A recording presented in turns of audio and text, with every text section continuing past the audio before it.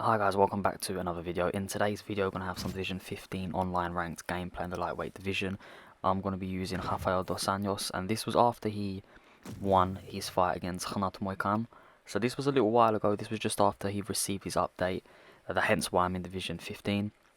My opponent is going to be using Dustin Poirier, but that's not the purpose of this video. The gameplay is just going to be on for the background, so I'm not going to be really commentating over it unless I finish what I want to talk about.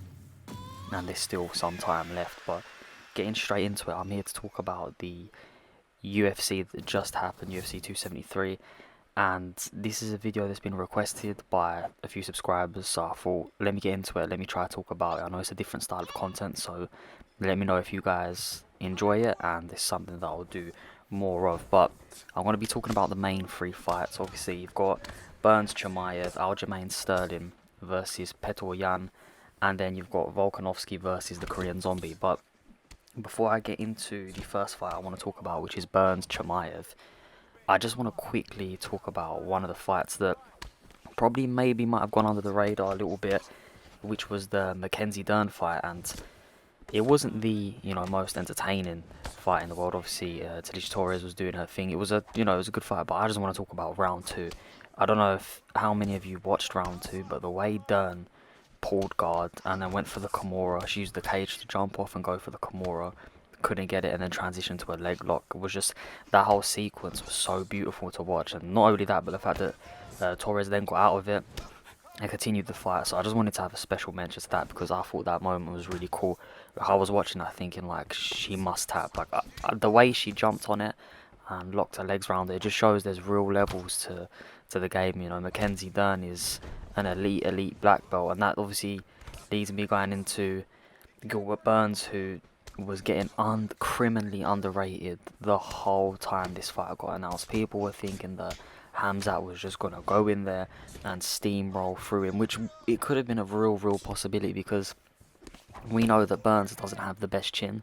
He's definitely been caught before, and if you watch the Kamaru Usman fight, he got dropped with a jab.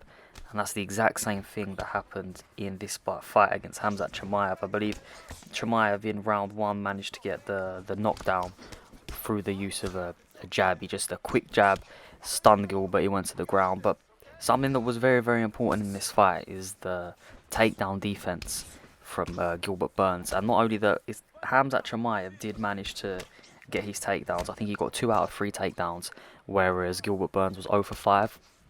But it's the amount Khamzat had to work in order to get these takedowns. And then when he did get him down, it was the threat of the submissions, and you can really see that Khamzat respected that. And after the fight, he came out to say that, I think he made some funny quote saying about, I didn't want to get caught in an armbar or something, but you know the way Khamzat talks, so you could imagine how it was. But overall, that was one of the best fights I think I've ever watched in my life, especially for a non-title fight.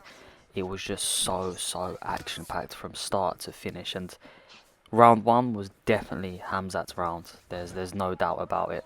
Round two was Burns' round, and this is absolutely criminal that Burns didn't get a knockdown counted towards him that round. I do not know who counts what as a knockdown, but that was definitely a knockdown. He had Khamzat hurt bad. I don't know what the kick was about after, which missed, but I think that might be just due to adrenaline. But there's still no excuses for it, because had that land, it could have really affected the way the rest of the fight would play out. However, round two, like I'm saying, was definitely Burns' round.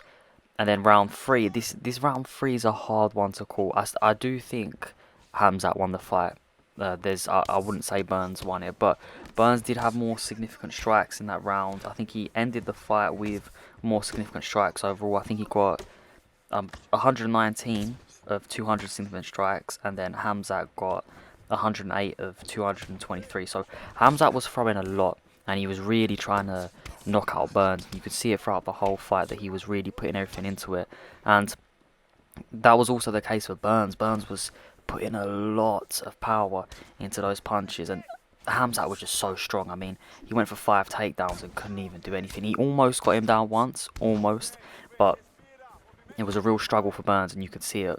And yeah, it was a great fight to watch. I do think, despite the significant strikes, the forward pressure from Khamzat, and the amount he was making Burns work, is what really won in that third round, in my opinion. It was good to see Khamzat tested. It was good to see where he's at, and obviously now Dana's come out to say that he'd like to see him fight Colby Covington, which is a very different fight to the Burns fight for many reasons. I think that it may even be an easier fight, dare I say it, and I'm a Colby fan as a fighter. I'm a Colby fan, but I just think that Colby doesn't have that power to really scare off Khamzat, and that's one thing that was evidently scaring Khamzat, was that, you know, he didn't expect Gilbert to be as tough as he was, which he wasn't getting credit for, as durable as he was, and for that power to stand across the 3 rounds they fought. And I do think that the fight would have been a lot better if it was a 5-round fight, because we would have got to see a finish to it. I don't think they both would have gone on another 2 rounds. So that's that fight over and done with. I don't know what's next for Burns. Definitely doesn't. His stock doesn't go down after that fight. If anything, it goes up, because, you know, the whole MMA community really came together to applaud that fight. Khamzat's stock still goes through the roof. But yeah, for Burns, I'm not too sure what fight he'll go for next. But you know, Burns, anyone, anywhere, and he's that type of fighter that he'll do anything. But now, this is the controversial fight, if you will. It is Aljamain Sterling versus Petr Yan. And this has been a very sensitive topic on MMA, like the MMA community. I've seen on Twitter, I've seen fighters saying different things, and it's interesting to see how people score fights and the different viewpoints of it. Obviously, Sterling won by decision. A lot of people are saying that his round 2 might have been round 2 could have been a 10-8 round, and then round 3 was definitely his. So to summarise, round 2 and 3, 100% Sterling's, 4 and 5, 100% Yan. It all comes down to how you score the first. And here's my viewpoint of it. I'm not saying it's the correct viewpoint. This is just where I stand. I personally think the fight should have been a draw. That's just my personal opinion. I think the fight should have been a draw. If it had to go in favour of one or the other, I would probably say Yan, and I'll get into it. But yeah, Sterling done a phenomenal job. No one can take any credit away from Sterling. He is the human backpack. He reminds me of Damian Maia when he locks up and he gets in someone's back. His conditioning looked extremely good. In the 4th and 5th, he did look dreadful though. Let's just say how it is. The takedown attempts he was shooting were horrible. They weren't masked. Yan was defending them with ease, and you can see that he was really, really fading. And in my opinion, and I've always said this, and this is what makes champions great, is the championship rounds. Champions need to win. That's where the champions are made, is in those rounds. And I think him losing both the championship rounds is a big tell. I mean, if you look at John Jones and how close his fights have been, especially the last couple ones, like the Dominic Reyes ones and the Thiago Santos, he really takes over in the championship rounds. The Gustafsson, the first fight, it's the championship rounds where John Jones would step up and really, show that he's the champion. You need to come take the belt off the champion. That's what I believe. And when the round 4 and 5 came, you can see that Yan just really, really started to stuff those takedowns with ease.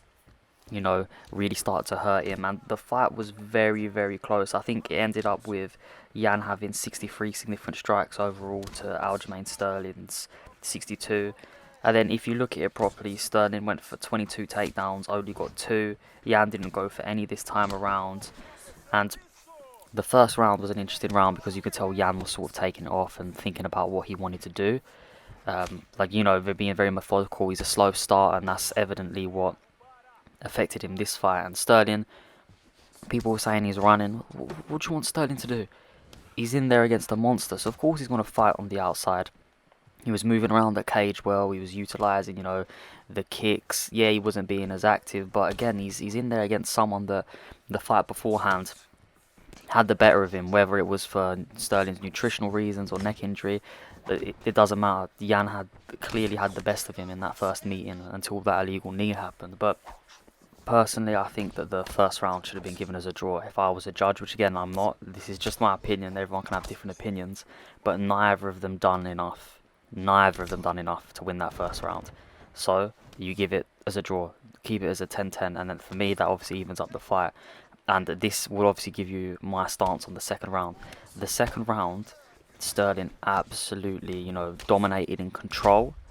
And for some period of time, and this is very evident here, for some period, he threw significant strikes. But This is what people need to understand, is that for me is never a 10-8 round.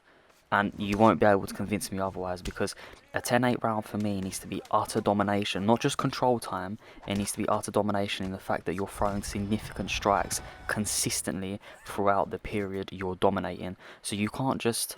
I'm not saying that Sterling was doing this, but okay, actually, let's talk about Sterling. So Sterling had his back, which is a very dominant position.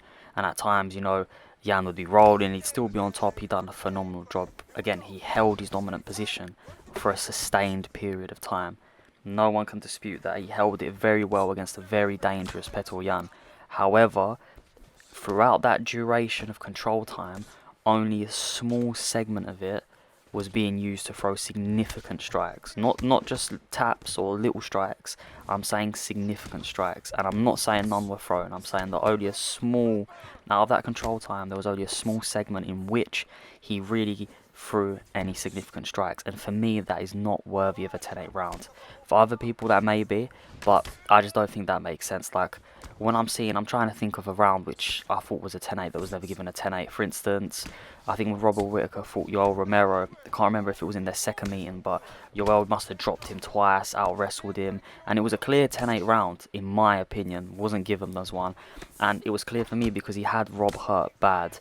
Had Aljamain Sterling used up a bigger segment of that control time to implement significant strikes, or even go for more, like have more of a threat of a submission, then potentially I could have given that as a 10-8.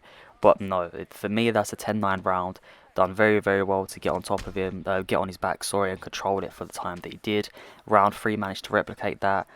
But even though Jan had more significant strikes in round 3, that's definitely Sterling's round. There's no argument for that.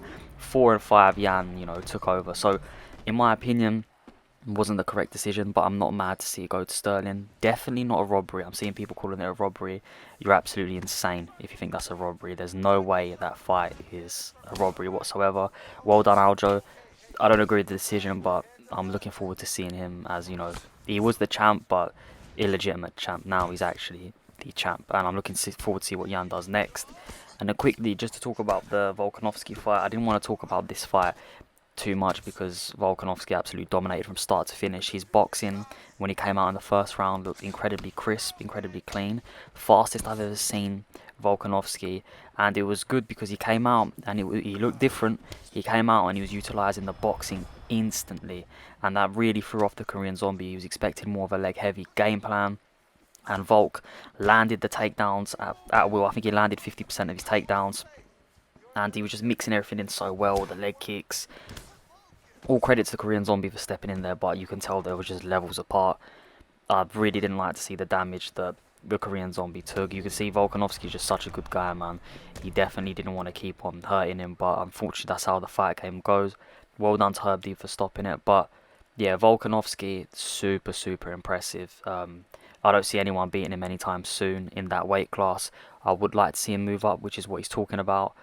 So hopefully we get to see that in the future. Be overall boxing crisp. He done everything. His performance that night is perfect. He needs to be like ranked 2 or 3 on the pound for pound list, although it doesn't mean anything, but that's my 2 cents in it. I'd probably like to see the Korean Zombie fight, you know, someone that isn't as world class next, or even retire.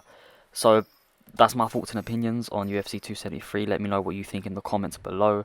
Next video coming out is going to be a banger. It's going to be a Colby Covington video, so look forward to that. Thank you for all the support on the content as of recently. If you enjoyed the video, don't forget to leave a like and subscribe if you are new. I'll see you next time.